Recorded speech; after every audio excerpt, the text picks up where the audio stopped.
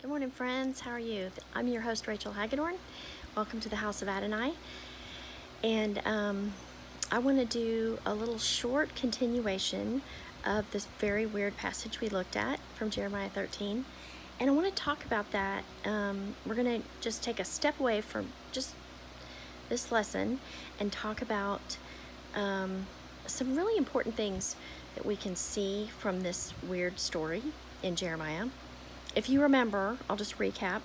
This was the story about God telling the prophet Jeremiah to go and get a loincloth, which is basically like a hanging underwear, sort of. It covers your privates. And he went and got it and put it on, and God said, no, don't do that. I want you to go hide it under a rock. So he does.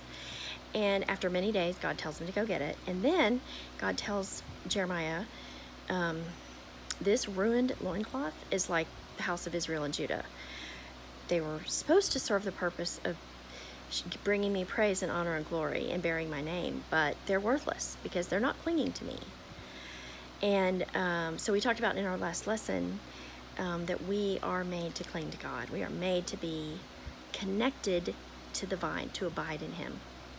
But let's talk about a couple of the things that I see in that story that I think are really valuable. You know, one of the shifting places in our lives when we really begin to mature, when we're young, I see this in my children all the time. Something happens and they'll say, why did you do that to me? Why did you do that to me? And the reality is, a lot of times when suffering or things come our way, that's our first question to God. Why are you doing this to me? Why are you doing this to me? In fact, if you think about the story of Job, remember, it's the earliest writing in the Bible. Job was a righteous man. And then God said to Satan, hey, you see my servant Job? He loves me, he serves me. And basically, Job then goes through a season of extreme suffering. Well, Job doesn't blaspheme God, and he speaks rightly of God. But what does happen in the midst of his suffering is he starts asking the wrong questions. And we do that. We all do that. And one of the things he asks is, God, why are you doing this to me? You used to be my friend. Why are you my enemy? Well, God's not his enemy. And he doesn't have that perspective until he's through his trial. Like most of us, when we go through a trial, it feels like all of a sudden God has turned on us. And he's not our friend. And he's not the one we can trust, because he's the one doing all this to us. That's what it feels like when we're in the midst of stuff, right? So that's the thing that we tend to do, is when something is happening, we say, God, why are you doing this to me? Jeremiah, it amazes me how obedient he was, because that's a pretty strange request on the front end, like go buy a loincloth. It's like, okay, God, since when do you care about my underwear? But he didn't say that. He was like, okay. And then he put it on, being the logical guy that he was. And God's like, nope, go hide it in a rock. Okay. Jeremiah could have said, what is God doing to me here? Why is he sending me on this crazy errand to do this? Like, this makes no sense to me. But the thing is, God wasn't doing something to Jeremiah. He was doing something through Jeremiah. And guys, that's one of the humbling lessons of becoming a bondservant of the Lord Jesus.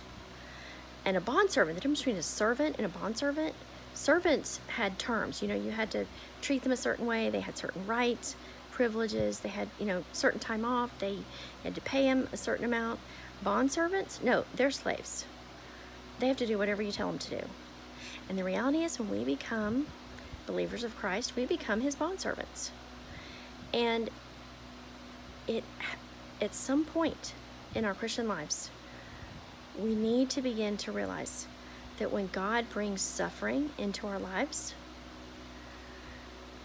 that he's not just doing a work to us. And sometimes that work he's not doing it to us at all.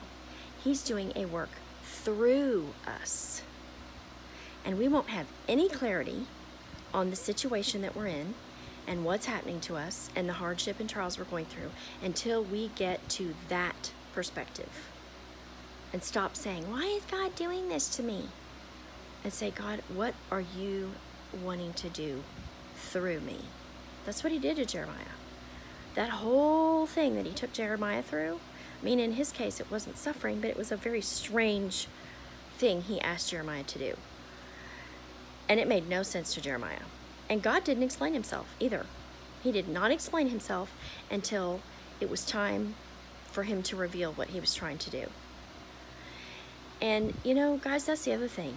We feel so entitled, as I'm speaking for my country, as Americans, to demand things, you know? And because of our rights as citizens, because of freedom of speech, we just have that mentality. But okay, let's have a reality check here. God, the God of the universe, does not owe us an explanation when he does things in our lives. He actually doesn't owe us an explanation. The truth is, though, he's merciful and kind. And as Jesus says in the New Testament, I no longer, I don't call you servants, I call you friends. And so I tell you what's going on. And God is gracious to us a lot of times, not every time, but a lot of times he will begin to give us glimpses of what he's doing through us when he does strange things in our lives. I'll be right back.